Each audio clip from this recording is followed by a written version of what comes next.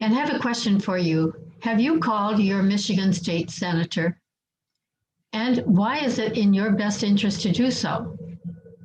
If you think it is okay to have bills passed into laws that will require absentee voters to include a copy of their voter ID when mailing their absentee voter ballot application, and will not allow your ballot to be counted if you do not show photo ID on election day, and will limit the use of ballot drop boxes, and will not allow the Secretary of State to send you an absentee ballot application, or from making the application available on the Secretary of State's website, and will not allow nonpartisan organizations from credentialing challengers, but will allow expanding the types of challengers from candidates and political parties, and will shorten the signature gathering period on initiative petitions by 40 days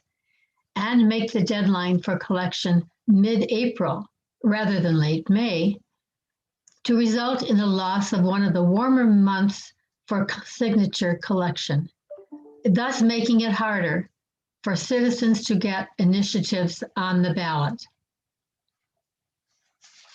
It will also make it a misdemeanor for the Secretary of State and local and county clerks to use their name or likeness on any election-related communications paid for with public money, including educational materials and election inspector recruitment, and will allow political parties to intimidate poll workers by videotaping and taking of photos by challengers and, quote, watchers, end quote, in precincts and in absentee counting rooms while the votes are being tabulated.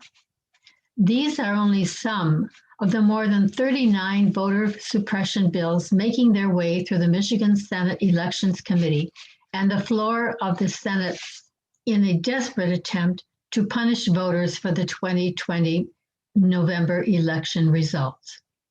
This and more, despite the fact that that election was one of the most secure and accurate in Michigan's history.